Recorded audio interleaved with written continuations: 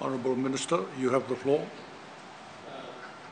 Thank you, Mr. Speaker. Sir, I wish to acknowledge the honourable member for the question, but very briefly, Mr. Speaker, sir, as honourable members may be aware, the initial nationwide public consultation on the Police Act 1965 was retracted by my ministry on the 16th of March 2021, following the advice of the Office of the Solicitor General.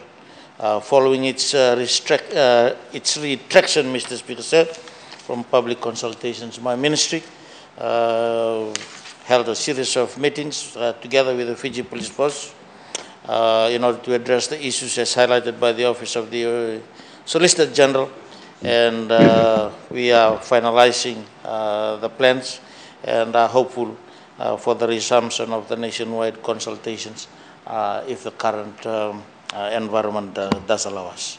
Thank you, Mr. Speaker, sir. I thank the Honourable Minister for Defence and National Security, Policing, Rural and Maritime Development and Disaster Management.